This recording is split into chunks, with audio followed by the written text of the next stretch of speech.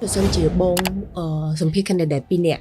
mà nè quạt cứ chỉ nè để con miền bọt về sau miền chủng niên khăng bên tay ấy giả bọt quạt just thâm đá sâu hai candidate mới tiết quạt miền bọt về sau được cứ chủng niên nắng thâm đá bên tay quạt miền quạt miền ấy giả bọt được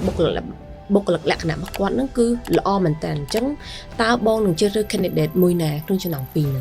bởi dương vô về pi chủng niên dương ở ai vô về đời số cận đặc biệt thà ta quạt khăng cầm được nè thì ta bây giờ CV rồi có storytelling rồi một cô mùi mình nè tao khi ọt miền cái hai thaสมรรถภาพไปอดปากกายอดคลังไงเป็นใต้ไปกล้าไอ้ทันเนี่ยต่อเนี่ยอดตอนดีสำหรับ opportunity นึงบุกหลักๆกันนะชีวิตจะมีนี่ให้คือเจี๊ยก้นสาวสำหรับเพียบชุกใจระบบบุคคลลิขตัวก็โดยเจี๊ยก้อนน้อมอธิปชีวิตจะมีโจมการกรมการเงียบเยอะเพราะให้แต่การแต่ชวนมาเยอะเพราะใช่บางส่วนถ้าไอ้บอกเชื่อเรื่องเรื่องเนี่ยได้มีอัตราจะรักบุกหลักๆหล่อให้ดังเนี่ยได้มีจะมีหล่อคือบองเปิดเจริญเนี่ยได้มีจุดริบซัวในเข้มเจตตาสมสปักก็มาการออกกิน Inside Podcast อีพิโซดที่ใบได้ยื่นนำพิซซ่าแต่เลือกเป็นเทนบอดดอมีสาระสำคัญมุ้ยในโครงอาชีพกรรมสอบทั้งไงคือการเจอบุคลากรได้มีจุดนี้ในอัตราจะกล่อจังดำใบจกใจในโครงอาชีพการงี้แต่ยื่นดอสำคัญแต่เลือกแต่จุดนี้แบบเป็นซอสหรือก่อเอยาบอดนบุคลากรแหลกขนาดไงนี้ยื่นมาพิซซ่าซีจุดเลยแต่เลือกเป็นเทนบอดนี้จุดมวยหนังไฮริงแมนเจอคือบองดีนะคือจะเป็นที่นิยมกระทำภายหลวงกอดคือจีเนี่ยสำหรับจัดจงกรของการเจอบุคลากรมาโจคงทิมภายหลวงบอกกอดจังกอดมาใจมันเลยบอกไปซอปัจจัยได้ของการเจอบุคลากรถ้าตาบุคลากรมวยมีนเตปซอสคือประดาสำคัญแต่เลือกแต่จุดนี้แบบซอสหรือก็ระยะบัดนมบุคลากรแหลกเนี่ยจังยังมาจูกอดต่างออกเนี่ยเรียกสู้บ้องเขาสบายบ้องสักสบายmà dạ ní mày đại bọn phần này sao dương một mình nhất cô xóm rọp bàn thà dương chụp chơi nửa bị bọn nó phải pra mái hay đã bị bọn nó phải của mồi ní dương có cái phong thai sợ sàm thông cả pro sẽ bắt cầm chuột tệ chuột dương đấy khi này mưa tờ tật một bóng đằng ngày đằng bì sọc của phim phần này sao dương chào bọn ông con chơi sầm rạp ca chấm nãy về lìa cho room cho mồi nè podcast bao nhiêu ngày níហើយnhưng anh bạn tha topic ngày ní hiện sensitive một tí tai có vì chỉ ca chạy mình lại chấm nãy đằng rồi có tu sửa môi trường luôn bị bong không niêm chỉ này hai đinh mẹ này chơi từ căn bong nàyกับbong xoay đâu càng như thứ đài ta cả chơi đượcบุคลากรนั่นคือเราสำคัญแต่เลยแต่จุดนี้บัตรบิซอดหรือก็เอยาบัตรบุคลากรแหลกขนาดเราบอกcandidate just ได้คนมาเต้นให้สุดเลยแต่การบรรณาสนับต่างออกนี้ไงนี้ยืมไปภาษาคณิตแต่เลยการเจริญบุคลากรคือยืมประดาวแต่เลยสำหรับกรองการเงินในลูกในขนมออกกินเราบอกเยอะให้trong đi ná có đaตัวđi tìm mũi trong cả sự mẹ chất chưa rứaสมาชิกกรมดับเบิลโจรูมของนงในดุระบบยังพอได้จังว่าเปรียบเทียบสมโนเดี๋ยวสุดท้ายประดาวเลยจำนี้หรือก็บกหลักๆกันนะสมัยบ้องคือแต่งปีผัวได้สาการเงียยืงคือในเสียวกัมยืงกว่าthời gianได้มีจำนี้ในการลุกห้อยกว่าthời gianได้มีอัตราจะหลักหล่อพอได้จังแต่งปีนี่คือดาวพร้อมขึ้นเนี่ยมันทานในออกกินหรือก็ในสถาบันทางไกลที่แต่ในยืงมีการทางไกลได้ประหยัดเงินเป็นเต้นก่อนนะท่าบุคลากรแหลกคณะคือเชียร์กับตามมวยใดสำคัญแต่บองตายสำลังกระโดดในรอเปแต่บองเชียร์ก่อนกรมโจมขนมทีมเซอร์ระบายยืนจ้าบองจังตาบองว่าเป็นแบบไม่เตยแต่ต้นชั่วโมงนึงอัตราจะรักบุคลากรแหลกคณะปุกวัดเจ้าแสดงบองเชื่อท่าสกิลหรือก็จำนี้ยืนแต่สวยเราเนี่ยได้เตยจำนี้แต่ในขนมที่นี้คือยืนแต่เนี่ยดอจะมีจูนผูกขอดวิ่งอย่างเดียวขอดเถิดบานเชื่อเรือจังจำนวนแต่บองสวยเราครั้งคือการวินิจฉัยเคยนึกจำนวนชีวิตจะมีอะไรบกหลักๆขนาดเราบอกบุคคลเนี่ยจังเราไปได้ยืนสัมผัสนุยืนแต่เนี่ยดอในสมโนปัจจัยเต็มมาจนล้วนนำไปรอกในธรรมมาปนในกลุ่นก้อนเพียบสวาฮับการเรียบช่องกลุ่นบอกก้อนนำไปยืนไอสลัดบานเนี่ยได้มีนบกหลักๆขนาดชีวิตจะมีนจังอุติฮอทาขนมวิชัยศิวกรรมยืนthời gianเนี่ยได้กดมีเพียบอัดหมดกู้ให้เนี่ยได้ willing to learn หมายถึงกดมีเพียบจองอภิวัตครูนเราไปเรียนในจำนวนชีวิตทำไมจ้าบงเยอะจังอันนี้คือจะเอาไว้เดี๋ยวบองสวยแล้วในขนมคอนดิเดตเนี่ยเราไปกดมีนจังการทลังทลายด้วยอาใหญ่บานท่าตาบกโกลมวยมุ้ยหนึ่งมีนสมโนใจตีของการ follow up ก่อน ចឹងបានថា candidate ផ្សេងៗគ្នារបៀបនៃការសួរឬក៏សម្ភាសបុគ្គលិកគឺខុសៗគ្នាទៅតាម candidate ចាអញ្ចឹងបងខ្ញុំលើកឧទាហរណ៍មួយបើសិនជាបងសម្ភាស candidate 2នាក់ម្នាក់គាត់គឺជាអ្នកដែលគាត់មានបទពិសោធន៍មានជំនាញខ្លាំងប៉ុន្តែអិយាបថគាត់ just ធម្មតាសូហើយ candidate មួយទៀតគាត់មានបទពិសោធន៍ឬក៏ជំនាញហ្នឹងធម្មតាប៉ុន្តែគាត់មានគាត់មានអិយាបថបុគ្គលិកលក្ខណៈរបស់គាត់ហ្នឹងគឺល្អមែនតើអញ្ចឹងតើបងនឹងជ្រើសរើស candidate មួយណាក្នុងចំណោមពីរហ្នឹងសំណួរល្អជាក់ស្ដែងបើយើងបោះវែងនៅក្នុងកំឡុងពេលដែលយើងសម្ភាសបុគ្គលម្នាក់ប្រហែលជាក្នុងរយៈពេល40ទៅ40នាទីទៅ1ម៉ោងបើយើងវាស់វែងពីជំនាញយើងអត់អាចវាស់វែងដោយសុក្រិតភាពថាតើគាត់ខ្លាំងកម្រិតណាទេតាមរយៈ CV ឬក៏ storytelling របស់បុគ្គលមួយ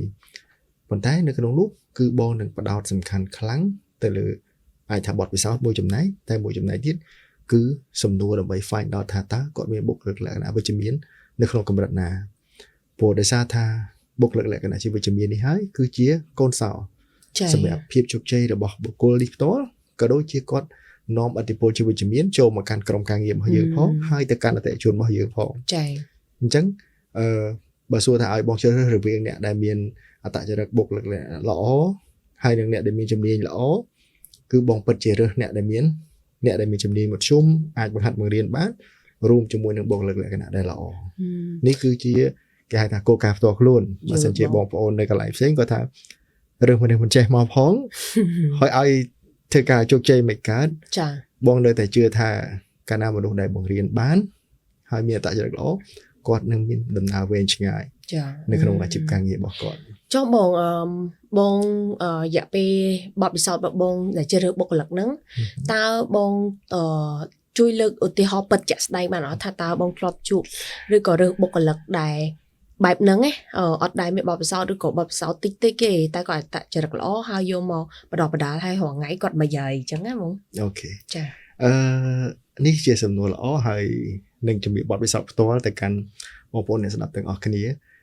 យើងធ្លាប់ជ្រើសរើសបុគ្គលិកអ្នកដែលគាត់ធ្លាប់មានបទពិសោធន៍តិចតួចជា intern គាត់ធ្លាប់ទៅធ្វើការនៅកន្លែងដែលមិនមែនជាជំនាញជាអ្នកលក់នៅសេវាកម្មគ្រប់គ្រងសត្វល្អិតទេចាបងប៉ុន្តែនៅពេលដែលយើងបានឃើញនៅភាពវិជ្ជមាននៅក្នុងខ្លួនគាត់ការដែលគាត់ hungry to learn គាត់ស្វះស្វែងរករៀននៅពេលដែលយើងជ្រើសរើសគាត់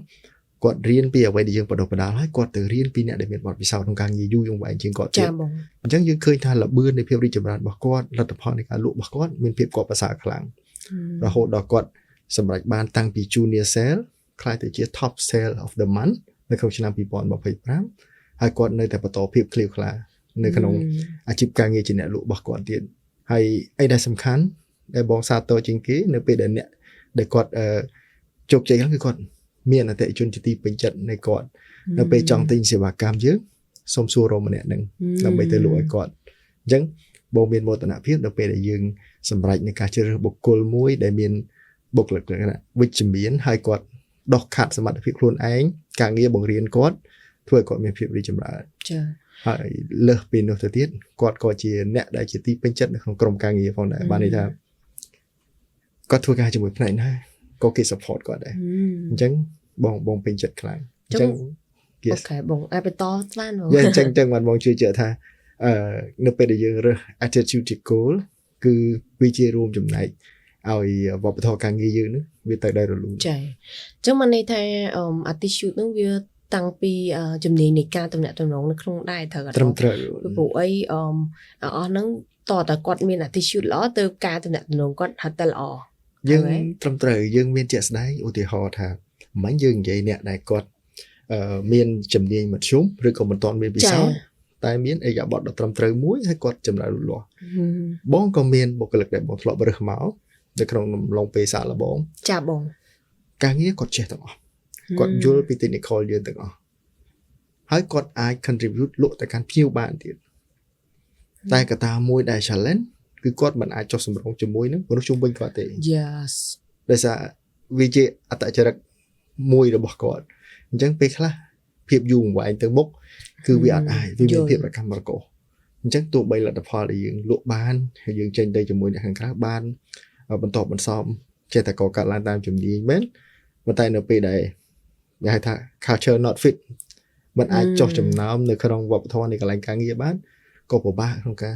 ឱកាសលូតលាស់ទៅថ្ងៃមុខដែរអញ្ចឹងទើបយើងត្រូវការដុសខាត់ទាំងពីរទាំង skill ទាំងបុគ្គលិកលក្ខណៈរបស់បុគ្គលមួយចាបងចូលបងគិតថាតើដើម្បីសម្ភារបុគ្គលិកចូលរបស់ candidate ដែលគាត់មាន attitude ឬក៏ culture fit ជាមួយនឹង Orkin គួរតែមានអត្តចរិតបែបម៉េចទៅបងបើសួរថាអត្តចរិតបែបម៉េចទី1គឺយើងត្រូវការអ្នកដែលគាត់មានភាព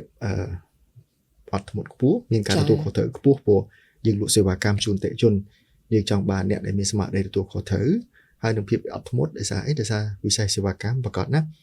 យើងត្រូវជួបជាមួយអតិថិជនច្រើនប្រភេទផ្សេងៗគ្នាអញ្ចឹង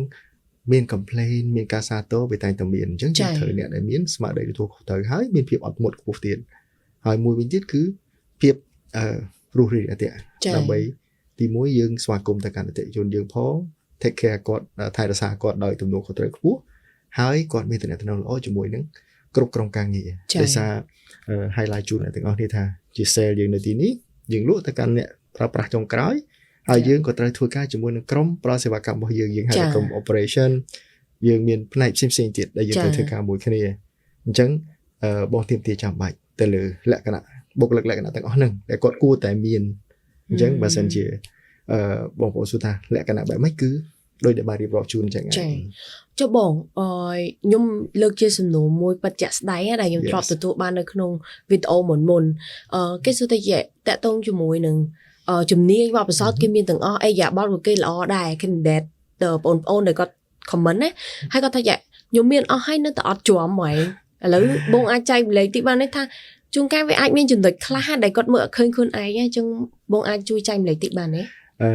សំណួរល្អប្រហែលជាសំណួរនេះគេហៅថាសំណួរចាក់ដោតប្រហែលជាមាន candidate ខ្លះបងជួបល្អមានច្រើនអញ្ចឹងចំណុចមួយដែលបងអូនសួរថាពេលខ្លះយើងល្អហើយយើង confident តាំងតែពេលដែលយើងឆ្លើយតបទៅកាន់អ្នកដែលសម្ភាសយើងរៀបចំខ្លួនក៏សមរម្យយើងធ្វើបានល្អគ្រប់យ៉ាងតែឱកាសអត់ទទួលបានវាអាចមានទី1យើងមានអ្នកផ្សេងល្អជាងដោយសារថាចំនួននៃការជ្រើសរើសបុគ្គលិករបស់យើងមានកំណត់ចាអញ្ចឹងមានអ្នកផ្សេងល្អជាងយើងហើយមួយទៀតយើងល្អជាងគេប៉ុន្តែវាមានភាពគប់ជួនឬក៏ចៃដន្យឬក៏ response rate ឬក៏ការឆ្លើយតបរបស់យើងហ្នឹងយឺតយ៉ាវឧទាហរណ៍ថាបងត្រូវបានសម្ភាសត្រូវបាន select នៅពេលដែល HR ព្យាយាមតាក់ទងទៅប្រកាសថា HR គាត់មាន option 1 option 2 ជំរើសអ្នកដែលទី1ទី2បើគេតាក់ទងទៅយើងជួន24ម៉ោងយើងនៅសាកថ្មជីវិតឬក៏យើងនៅតំបន់អត់សេវាតាមជាក់ស្ដែងយើងអត់ទទួលបានការឆ្លើយតបអញ្ចឹង24ម៉ោងក្រោយបើប៉ុសគេត្រូវបញ្ញាប់គេច្បាស់ជាទៅ option 2 ហើយព្រោះដោយសារគេល្អដូចគ្នាអញ្ចឹងឱកាសវាអាចបាត់តាំងពី communication ការ response របស់យើងហើយនឹងឱកាសដែលអ្នកផ្សេងសេវាទន្ទឹងជាងយើងចាអញ្ចឹងអានេះគឺឆ្លើយតបទៅកាន់អ្នកដែលយើង confident ជឿជាក់ខ្លួនឯងថាយើងល្អហើយហេតុអីអត់ទៅបានជ្រើសរើសអញ្ចឹងត្រូវប្រយ័ត្នចំណុចទូចៗទាំងអស់ហ្នឹងវាអាចធ្វើយើងបាត់បង់ឱកាសចាត្រូវឲ្យបងក្នុងនាងខ្ញុំជា HR ជួបបទពិសោធន៍ជ្រើសរើសបុគ្គលិកច្រើនមែនតើហើយភាគច្រើនក៏ជួបប្រភេទបុគ្គលិកច្រើនតាក់ទងជាមួយគាត់បានបាត់ឱកាសការងារតាមរយៈ response rate របស់គាត់ដែរតែហៅថាយើងតាក់ទងទៅគាត់បានឬក៏យើងតាក់ទងទៅបងសុំកាត់សិនមួយអាទិត្យទៅបានឆ្លើយថាមិនទៅអញ្ចឹងពេលខ្លះមិនមែនអ្នកទាំងអស់គ្នាអត់មានគេហៅថាសមត្ថភាពទេអត់បកកែអត់ខ្លាំងទេប៉ុន្តែពេលខ្លះអាចថាអ្នកទាំងអស់គ្នាអត់តន់ ready សម្រាប់ opportunity នឹងពេលខ្លះមួយទៀតហៅថាអត់មានវាសនាមួយគ្នាចាអត់ design ចាអញ្ចឹងបើសិនជាយើងកំពុងស្វែងរកការងារត្រូវត្រៀមខ្លួនរួចជាស្រេច ready for the new opportunity សូម្បីតែការមកសម្ភាសនឹងពួកអីពេលដែលយើងសម្ភាសការងារគេមើលយើងតាំងពីថ្ងៃដែលយើងដាក់ពាក្យរហូតដល់ថ្ងៃដែលយើង accept offer អ្នកណាលឿនអ្នកនឹងមានបាក់ទទួលបានឱកាសហើយចាអូខេបងមានដែរមានបុគ្គលិកយើងដែលបងជួបទេអូបងខ្ញុំដាក់ថ្ងៃហ្នឹងបានបងហៅមកសម្ភាសថ្ងៃហ្នឹងមកចាស្ដែងក៏មាន candidate ទៀតយើងទទួល CV បានឡើងចំមួយខែហើយនៅពេលដែលយើងព្យាយាមណាត់ជួបអញ្ចឹងទៅបង HR បងធ្វើការជាមួយគ្នាចា HR សួរបងទំនេរទេដើម្បីជួបសម្ភាសបុគ្គលិកបងថាអូខេបងទំនេរថ្ងៃនេះតែនៅពេលដែលគាត់ reach out ទៅ candidate វិញគេអត់ទំនេរគេអត់រវល់អញ្ចឹងបើគាត់អត់ចាប់យកឱកាសហ្នឹងវាឱកាសទៅកាន់អ្នកផ្សេងត្រូវហើយបងអូខេបងអរគុណច្រើនសម្រាប់ការចែកម្លែក ពីអីគេដែលមាននៅក្នុងចិត្ត HR ដែរ នេះក្នុងនាមជា hiring manager ជាក់ស្ដែងព្រោះត្រូវការកូនក្រុមដើម្បីចូលធ្វើការជាមួយគ្នាចាព្រោះពេលខ្លះបងមួយចំនួនក៏គិតថា HR ហ្នឹងហើយជាអ្នកជ្រើសរើសតែមែនទេ HR យើងជាអ្នកស្វែងរកបុគ្គលិកជ្រើសរើសបុគ្គលិកប៉ុន្តែអ្នកដែលសម្រេចចិត្តចុងក្រោយគឺ hiring manager នឹងឯងគេថាបើរើស sales officer គឺ sales manager ហ្នឹងហើយជាអ្នកសម្ភារជាអ្នក make decision ថាគួរត select យកអ្នកណាជា success full candidate អូខេអញ្ចឹងបងឥឡូវយើងចិត្តមកដល់ទីបញ្ចប់ហើយសូមបងជួយចែកម្លែកជា advice ឬក៏សារទៅកាន់បងប្អូនតាក់ទងជាមួយនឹងអ្នកដែលគាត់កំពុងតែស្វែងរកការងារធ្វើតើគាត់គួរតែរៀបចំខ្លួនបែបម៉េចដើម្បីអាចទទួលបានការងារសម្ភារក្នុងសំទោសអាចជោគជ័យនៅក្នុងការសម្ភារការងារអូខេអញ្ចឹងនេះជាគេហៅថាជួបបបតខ្លួនដែលចង់ចែកម្លែកទៅកាន់បងប្អូនឬក៏បងទាំងអស់គ្នាដែលចង់ស្វែងរកឱកាសការងារឱកាសវាមិនចេះតែមានសម្រាប់មនុស្សគ្រប់គ្នាទេតែយើងត្រូវបើករណីយើងមានឱកាសសូមស្វែងចាប់ឲ្យណែនចាឧទាហរណ៍នៃការស្វែងរកការងារដែលបងប្អូនកំពុងរកអញ្ចឹងមិនថាជំនាញណាមួយទេពេលខ្លះខ្ញុំខ្លួនឯងផ្ទាល់ក៏យើងធ្វើការមិនចំជំនាញដែរប៉ុន្តែវាបានដុសខាត់សមត្ថភាពរបស់យើងនៅពេលដែលយើងបានប្រឡូកនៅក្នុងវិស័យណាមួយដែលឱកាសបានផ្ដល់ឲ្យវាអគិនអញ្ចឹងមុនពេលដែលខ្ញុំចូលរួមអគិនយើងអត់មានជំនាញជាអ្នកលក់នៅសេវាកម្មសិល្បៈទេយើងមកពីមជ្ឈដ្ឋានផ្សេងៗគ្នាទាំងបុគ្គលិកកូនក្រុមខ្ញុំដូចគ្នាសំខាន់គឺភាពដែលយើងអាចដាក់ខ្លួនដើម្បីរៀននៅចំណេះដឹងថ្មីៗ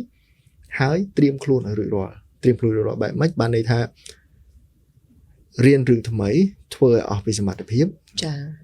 នោះយើងអាចនឹងកសាងនៅឱកាសថ្មីមួយបានព្រោះវត្ថុបំណងធំដែលយើងស្វែងរកឱកាសការងារគឺដើម្បីកសាងប្រាក់ចំណូលអញ្ចឹងធ្វើការងារក្នុងក្តីសម័យក្តីជួនកាលអ្វីដែលយើងកំពុងតែធ្វើនេះវាជាក្តីសម័យដែលយើងមិនបានគិតដល់វាផងដែរចាអញ្ចឹងមកដល់ទីនេះគឺលើកទឹកចិត្តសម្រាប់ទាំងអស់គ្នាសាកល្បងធ្វើរឿងថ្មីហើយធ្វើវាឲ្យអស់ពីសមត្ថភាពនោះវាអាចជួយជំរុញសមត្ថភាពរបស់យើងពិតប្រាកដដែលមាននៅក្នុងខ្លួនយើងយកមកបម្រើការងារនៅតាមស្ថាប័នដែលយើងដាក់ពាក្យទៅអញ្ចឹងសូមត្រៀមរួចរាល់នៅកន្លែងហ្នឹងហើយភ្ជាប់នឹងសំណួរមិញថាធ្វើម៉េចដើម្បីសម្ភាសជោគជ័យគឺលក្ខណៈគ្រប់គ្រាន់ទាំងការរៀបចំខ្លួនការគោរពពេលវេលាហើយផ្ដល់ចម្លើយដ៏ស្មោះត្រង់ដើម្បីបង្ហាញពីធម៌ពលក៏ដូចជាផ្នត់គំនិតជាក់ស្ដែងរបស់យើងផ្ទាល់ខ្លួននោះយើងនឹងត្រូវបានជ្រើសរើសបើសិនជាយើងអាច fit ជាមួយនឹងអ្វីដែលក្រុមហ៊ុនកំពុងរកអូខេបងអរគុណវីដេអូនេះគឺជាការចែករំលែកដ៏សំខាន់មួយ